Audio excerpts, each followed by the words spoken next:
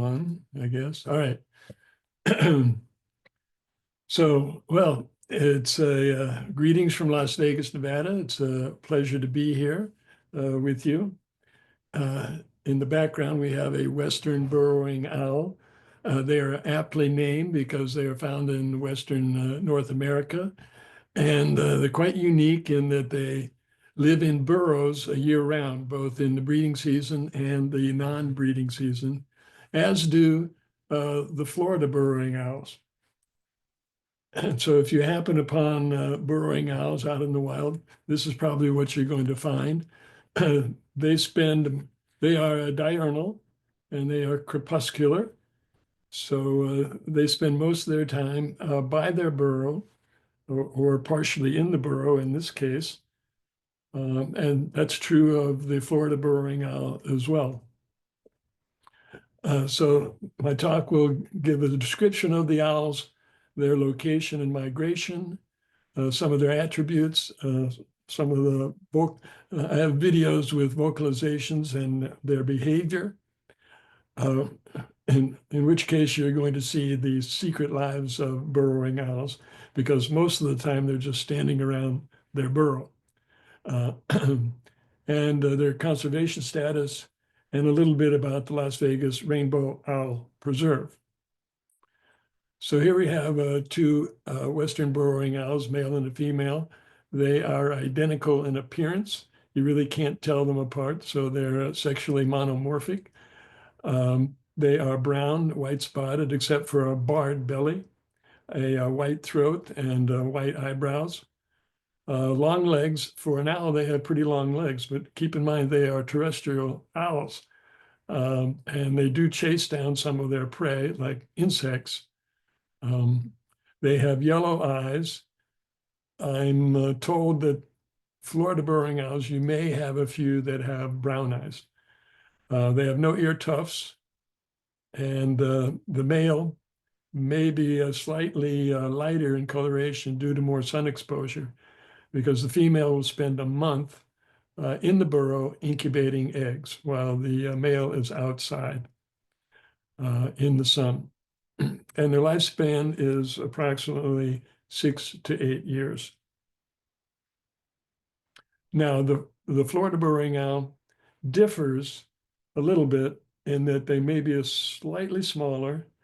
Their brown plumage may be a little bit darker, and their white spots are a little bit brighter. But other than that, they look just the same. Juvenile plumage is brown, white spotted, except for an unmarked chest and belly, unspotted head, buffy wing patch, white throat, white eyebrows, long legs, and yellow eyes with no ear tufts. They are between a robin and a crow in size. Females may be slightly heavier than the males, and the height ranges from 7.5 to 11 inches. Their weight is 0.3 to 0.5 pounds, and their wingspan is 20 to 24 inches. The Latin classification name of burrowing owls is Athene cundicularia. The Athene genus is the little owl genus, and cundicularia species means miner or burrower. Their distribution is in the Western Hemisphere with 22 subspecies, including 2 extinct. The Western burrowing owl subspecies is the Hypogea, which means vault, and the Florida subspecies is Floridana. So this map shows the location of those owls. So in Florida, they are in the state of Florida and in some of the Caribbean islands. They are thought not to migrate very much. They do some migration, but most of them stay in the state of Florida. Western burrowing owls, most of them do migrate. So you can see the breeding range, the year-round range, and the non-breeding range. In Las Vegas, we have a mix of those. So we have most of our owls do migrate south in the wintertime to southern California or Mexico. And we do have year-round residents as well. And we do have a few that come from the north and spend the winter here in Las Vegas. So there was a satellite tracking study done at the Nevada test site. The Nevada test site is now called the National Nevada Security Site, but it is where atomic bombs used to be detonated from 1951 to 1992. So this study was done in 2019 of 7 breeding Western burrowing owls, 3 pairs and 1 single, and they were captured at the test site and fitted with solar-powered transmitters to determine their migration routes. So here we have the test site, and I'll blow up this area a little bit for you. There's 4 pink circles that indicate the capture sites, and the movements from June until the time of migration, which is October to December. And the different owls are noted by 7 various colored circles. So the distance from capture varied from 15 to 40 miles. So this is their foraging range during this time period. But 15 miles generally covered most of the plots. So that seems to be the foraging range for these owls that are in the Mojave Desert, which is not a very prey-rich area. Florida burrowing owls, foraging range. Now, this is in southern Florida. Around the urban owls were in Cape Coral, and then the rural ones were more centrally located, maybe a little bit further north than Cape Coral. They were on cattle ranches. So Liz Rowe wound up tracking 51 males for about 2 weeks to determine what their foraging range was, and it shows that the urban owls only foraged 0.62 miles or 1 kilometer, and the rural owls foraged a little bit further, 2 kilometers or 5 kilometers essentially. So apparently there's a lot more food in Florida than there is in the Mojave Desert near Las Vegas. So this shows where they migrated to. The males are triangular in shape and the females are circular in shape.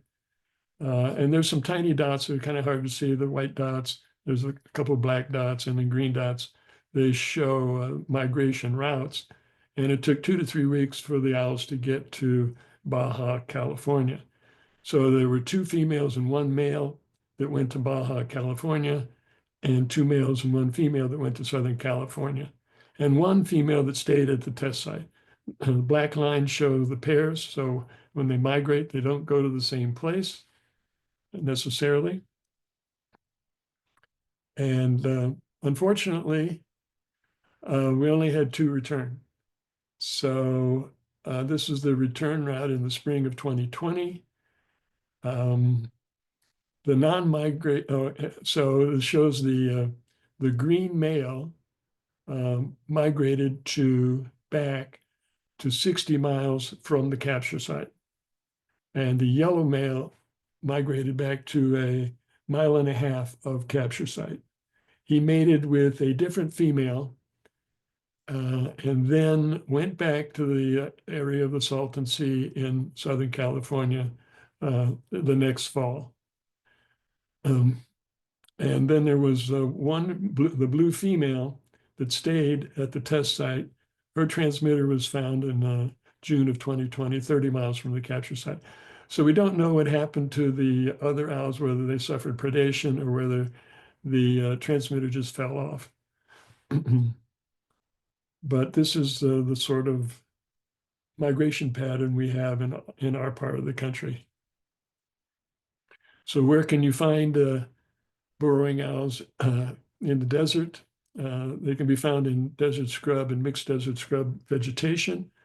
creosote bush, Joshua tree, black brush. You won't find them in forested areas like pinyon pines, firs, or bristlecone at higher elevations because they're arch enemies of large owls, and hawks live in those vicinities. So generally speaking, less than 4,000 feet in elevation. This is the sort of elevation you'll find them. Low-lying vegetation, somewhat sparse. And in Florida, you'll find them in grasslands, same thing, low vegetation. They want to be able to scan their surroundings and look out for predators. This is a little higher elevation, Joshua trees, yuccas, and cholla cactus. So that's what they need. They want sparse vegetation. They need a food supply. And the other thing that Western burrowing owls need is a burrow because they don't dig their own burrows. So commonly used natural burrows in Clark County, Nevada, which is where Las Vegas is, are desert tortoises and kit foxes, but it could be other burrowing animals as well, squirrels, badgers, etc. The Florida burrowing owls can dig their own burrows, which is a major difference between the two subspecies. Now, during breeding season, both Florida and the Western burrowing owls decorate their burrows. And there's a number of different theories why they do it. Owls may decorate the burrows with articles to signify the burrows occupied so that other owls will stay away. The male decorates to attract a female mate, or supplies egg nesting materials for the female. Manure is also used since it may attract insects for their consumption or mask their scent from predators, or perhaps neither one. So it's hard to know the state of mind of a burrowing owl, of why they do what they do. But they do decorate. There's another study done at the test site over 4 years. There were 56 occupied burrow sites, and some of the burrow sites were occupied more than once. And the interesting thing about this one was where their burrows were. So the occupied earthen burrows were a little bit more than half of the burrows that were used by burrowing owls, and culvert and or pipe variations was a little bit less than half. So again, this is not a test site where they had all these drill sites where they put electrical wires down underground through conduits, and then after the project was over, they pulled the wires out but left the conduit. So burrowing owls and kit foxes are utilizing these conduits as burrows. So they're very adaptable. Now, some of their attributes of burrowing owls: they have large, fixed, front-facing eyes. Their eyes possess an abundance of more light-sensitive retinal rod cells, the black and white receptors, compared to the cone cells, which are the color receptors, resulting in improved night vision. They can hunt anytime during the day or night, but they do have good night vision. Also, they have a scleral ring that holds the owl's tubular eyes in one position, preventing eye movement. So you don't have shifty-eyed owls. You don't have owls that roll their eyes. They can only look straight ahead, but they can turn their head 270 degrees.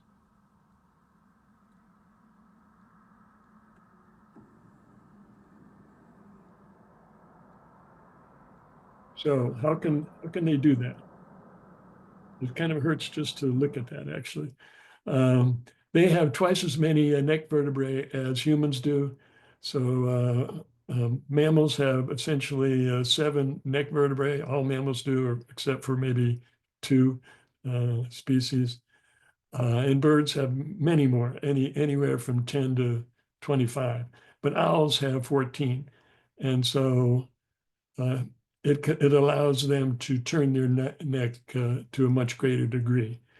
Some other adaptations, their arteries, the big arteries are more centrally located.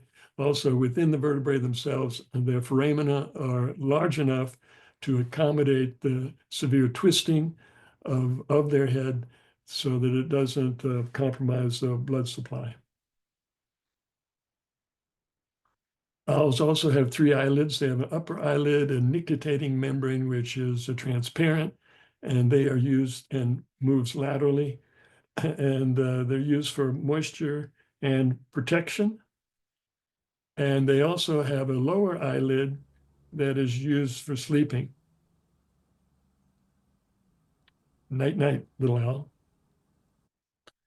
They have vibrissa, which are hair-like facial features, feathers around their beak that are touch sensitive to enhance a bird's senses in the dark, which could be useful for subduing prey in the dark and also feeding their young in a pitch black burrow. So where do they stand in the web of life? They're tertiary consumers up here with other owls. Larger owls and hawks prey upon the burrowing owls, but burrowing owls will consume snakes and small mammals, birds, frogs, or amphibians, insects, but they do not eat vegetation. So here's an adult female dining on an insect, or trying to. There's some jagged parts of this insect that are keeping her from swallowing it. So she's going to rip those off.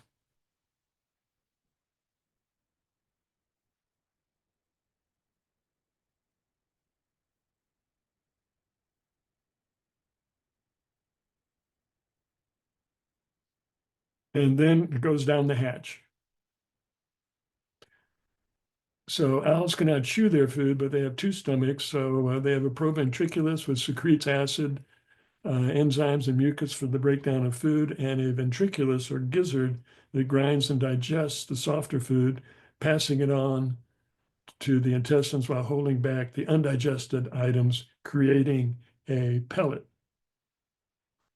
And after several hours, the pellet moves up to the proventriculus and is cast off. So here we have a female expelling a pellet.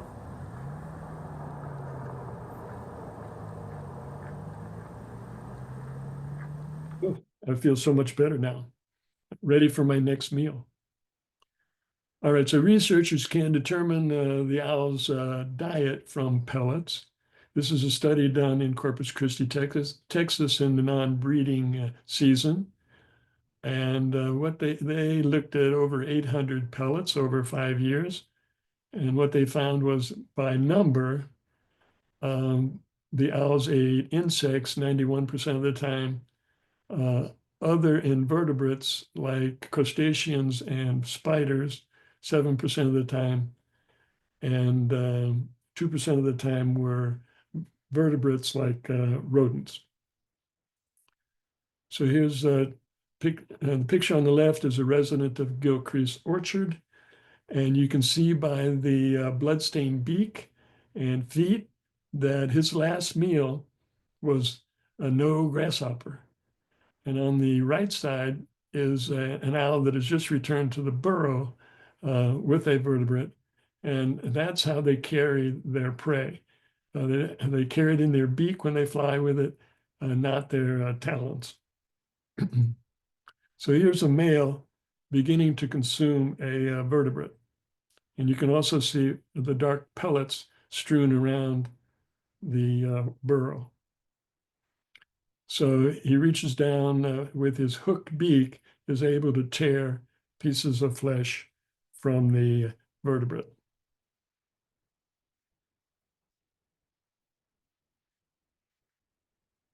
Now, both sexes vocalize, but the male much more so in territorial calls, attracting a mate, and alarm.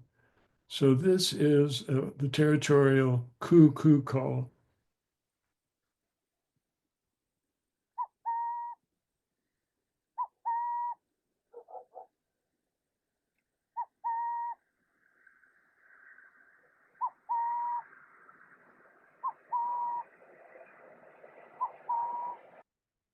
And Florida burrowing owls have the same cuckoo call. All right, this is an alarm or warning call. It's a short chatter. Notice the bobbing up and down and how quickly the male retreats to the burrow.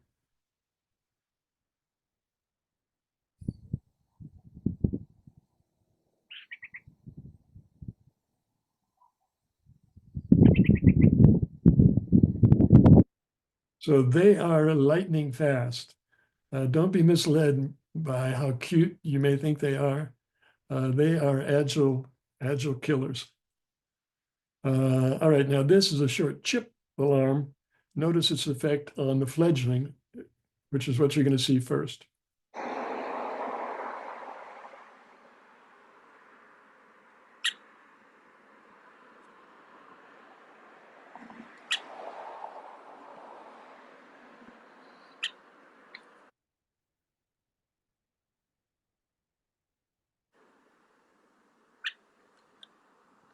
So that is the male seeing off in the distance something he's concerned about.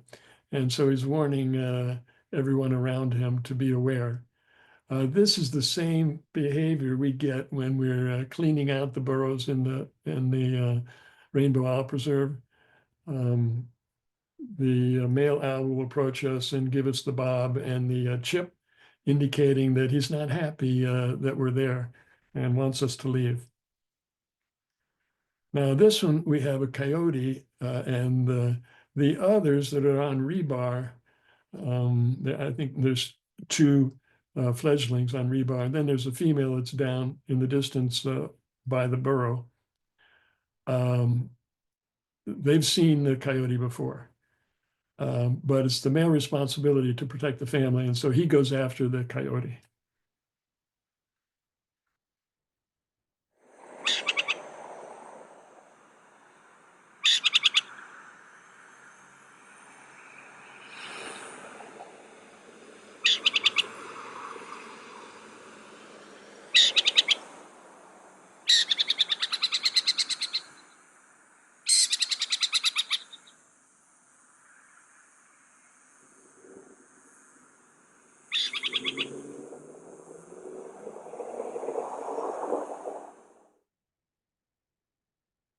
All right, so the coyote trots by and leaves a wide margin.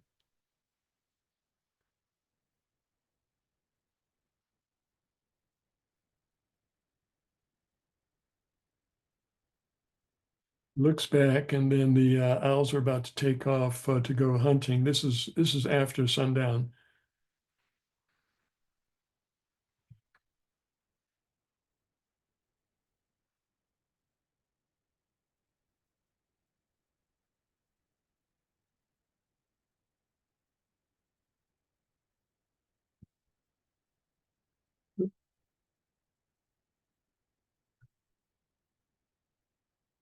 Well, okay, let's see if we can advance this way.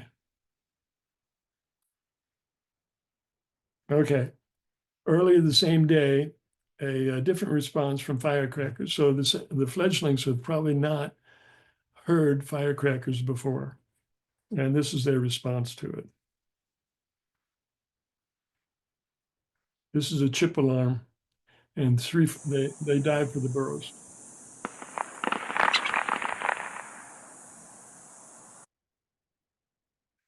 There's a slow-mo replay. Didn't catch it.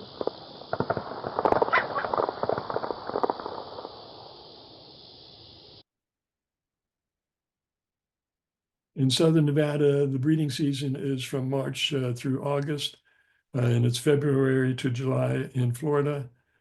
Owls tend to return to the same area generally. Some owls that spend the entire year here, others are here only for the breeding season or the non-breeding season. Males establish a territory and prepare the burrows, one primary with satellite burrows. So the male has attracted a female to the burrow, and nature takes its course. The male is in the back, scratching his head right now.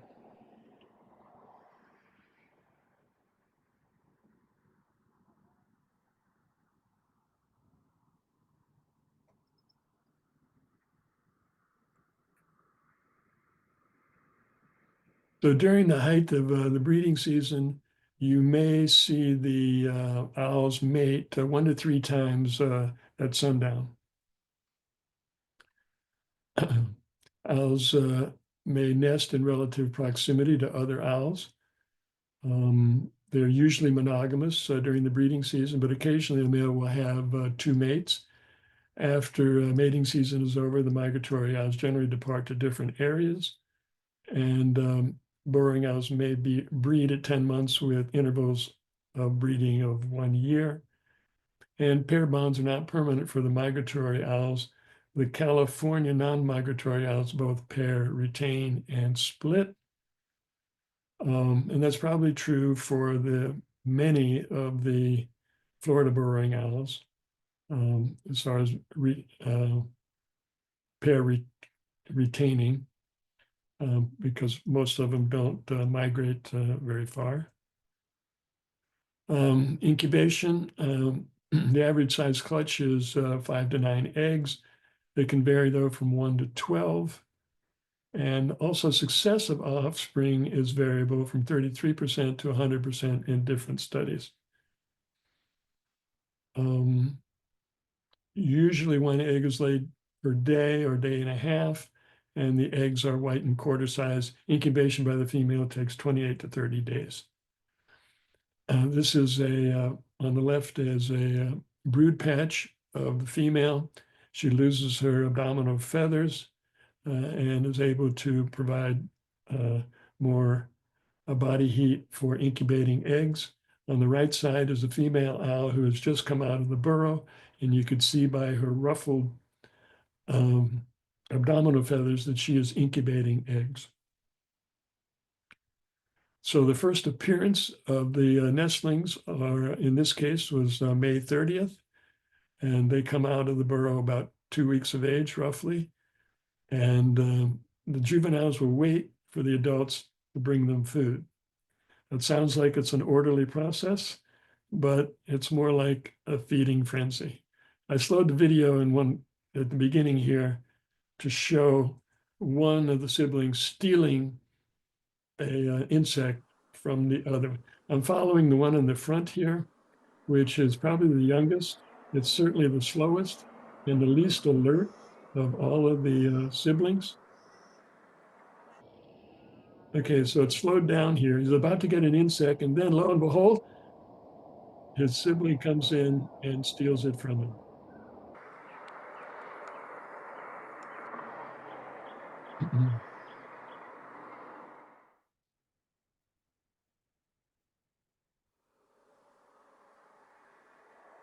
So it's not uncommon in the bird world for the adults to feed the oldest and the strongest of their brood first. I don't know if that's what's happening here or not, but this one certainly is the last one to be fed. He missed out again.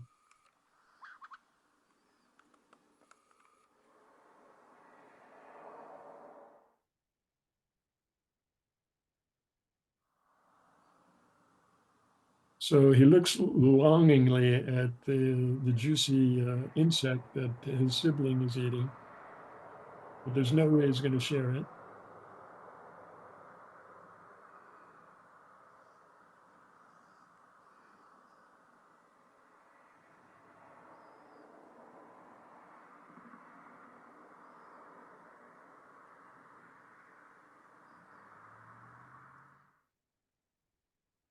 So he finally gets an insect, and then he takes it over to the other burrow farther away from his thieving brothers and sisters and begins to eat the insect.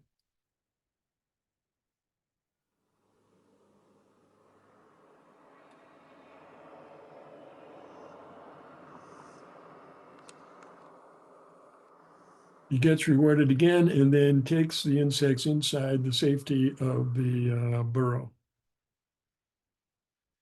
So at 3 weeks old, the juveniles can hop and flap their wings, run and preen themselves. At 4 weeks, they can take short flights.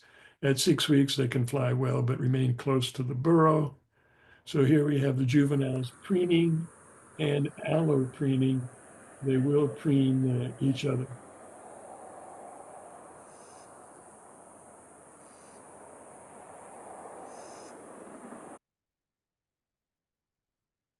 Now, this is what I call bobblehead behavior. They tend to kind of bob up and down and then turn their head dramatically to one side or the other. Some believe it's a sign of agitation, while others believe it helps the owl gauge distance. And Florida owls do the same thing. So here's the juveniles doing the bobblehead.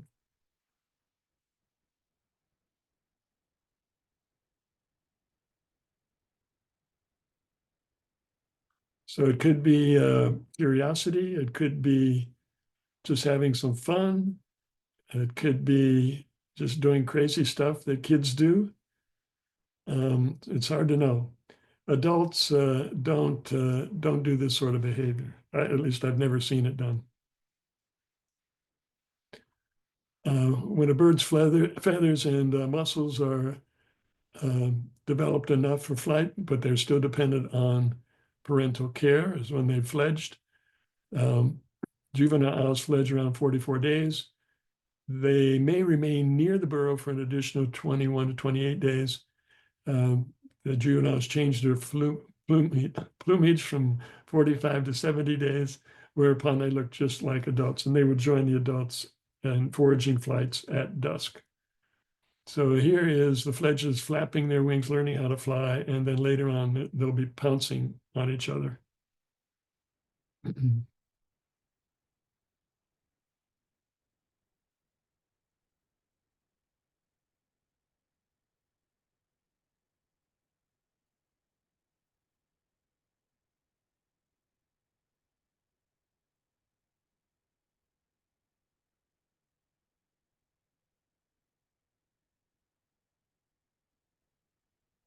So one of the methods of them catching prey is to pounce on it. And so they take turns pouncing on each other.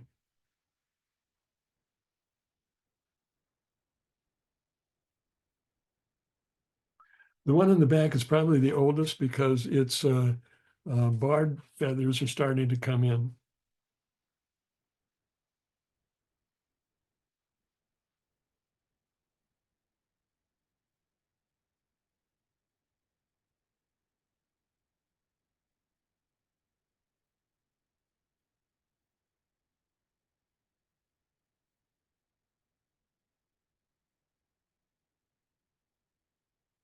In this scene, they are pouncing on scraps of carpet. And what you'll see them do is pounce on it and then bend over and bite the carpet.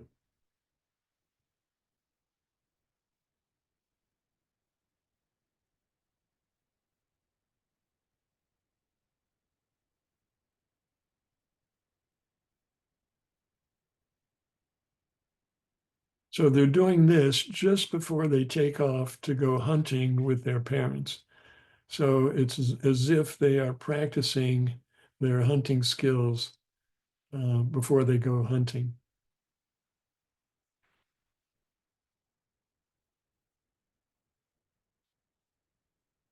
Okay, this is what I call faux mating or mock mating. I've have a couple of freeze frames here showing the entrance of the oldest one, and then a freeze frame when they do a beak bump, which is a common greeting that they have with one another. So there's the oldest one, beak bump, and then the faux mating.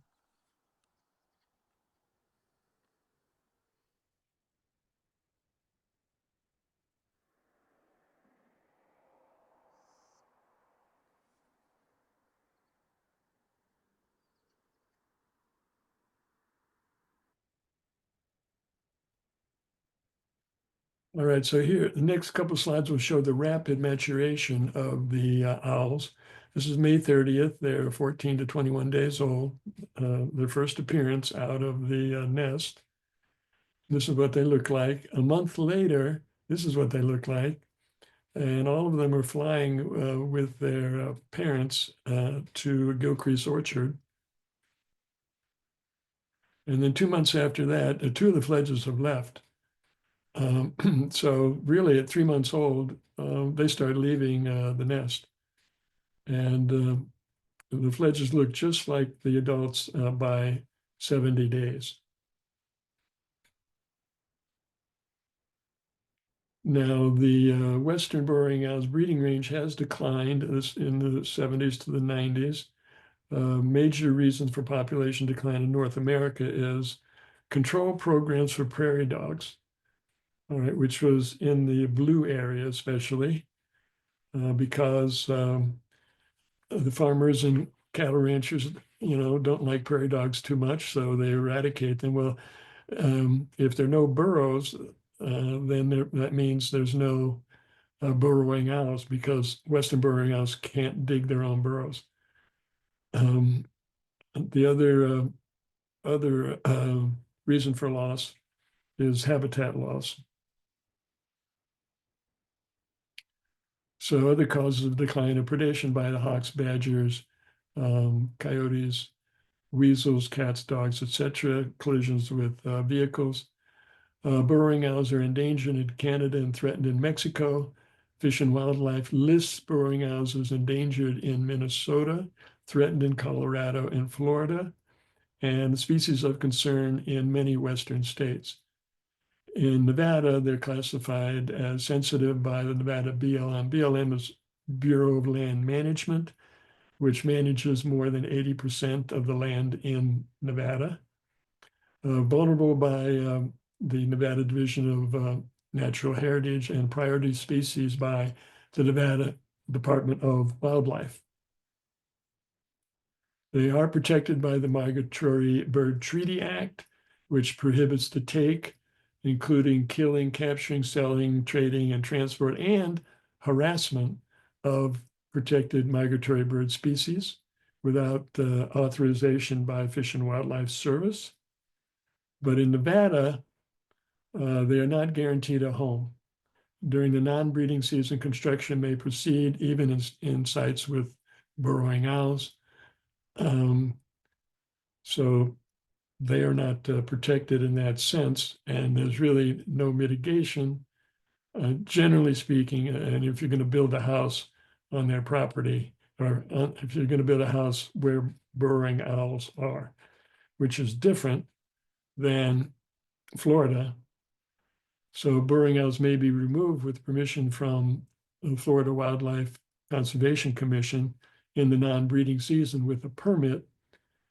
And it gets a little complicated here, but the site could be inspected and then a fee assessed, or replacement burrow or a starter burrow as mitigation.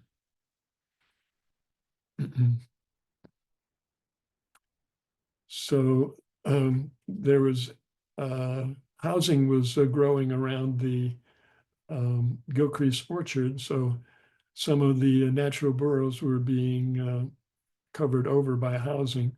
So the Las Vegas Burrowing Owl preservation partners were formed to provide a safe home for burrowing owls near Gilcrease Orchard, which is a nonprofit foundation where you can pick your own fruit and vegetables. It's a real gem, or it's a real treasure for the Las Vegas area, because families can come and introduce their kids to agriculture and nature. So we wanted to help maintain that, because owls do they eat a terrific amount of insects. And the orchard really doesn't use any insecticides or anything like that, so to grow their vegetation. So we created 2 lots were purchased by the Brownsteins, and we wind up maintaining them. To the left, you can see Gilcrease Orchard, And they have two burrowing owl burrows, artificial ones on their property, and seven those are the red dots, and those are the artificial burrows that were placed. And the blue ones are the natural burrows that were already there. And so we maintain these two lots. This is what they look like, what the burrows look like. And we maintain them by removing invasive plant species, and we water the native plants that are there. We do clean out the burrows in February, so we take off the top of the bucket and then expose the burrow beneath it and then clean it out. And we find various things like antelope squirrel skulls and bone fragments. And this is UNLV has a Audubon chapter on their campus. And so these are the students from UNLV that after a hard morning of cleaning out the burrows in February. And so we keep track of the burrows, and it varies from year to year, but they took to these artificial burrows right away. There are, it varies from 5 to 7 nests per year and 10 to 33 fledges per year. And average per nest is 2 to 4.75. So this ends my presentation. If you have any questions, I'll be glad to try to answer them.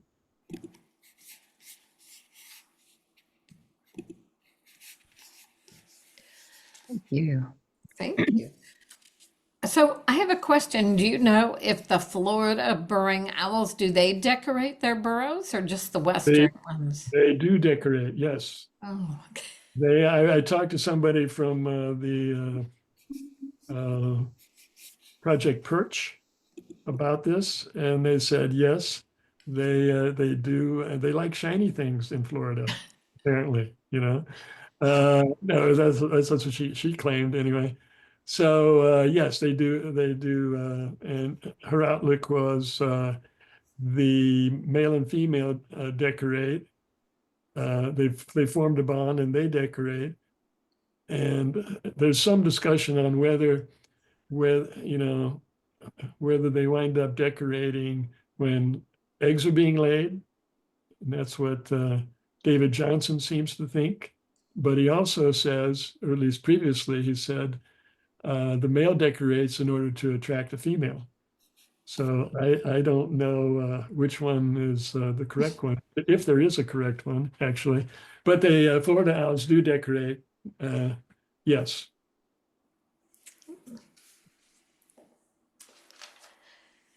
Now, is there any difference between the eastern and western subspecies, like the Florida and the western? In their appearance, a bit, yes. So the Florida ones are maybe a little bit smaller. Their brown plumage is a little bit darker, and the white spots are a little bit brighter. So as far as their description of what they look like, I don't know about their vocalization very much, other than that I know they have the same cuckoo call. So I don't know if the pitch is the same or not, but they definitely give a cuckoo call for a territorial call. Very cool.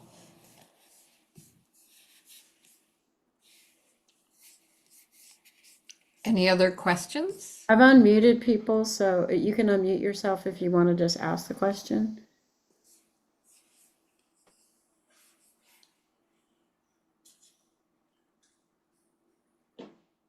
I loved all the videos. They really were so well done. That would be really hard to get your work done. Yeah. Looking at the owls. Might take me about 5 hours to clean one burrow. Oh, wait. True. Very true. Very good. That's very enjoyable. So they're not in trouble at all? as opposed to the Florida ones? As far as we know, no. I mean, certainly, because in certain areas, like maybe Las Vegas, because it's grown up so much, they're probably dwindling. But we have put in, okay, I'll give you an example. We don't, mitigation is not required necessarily because they're not threatened.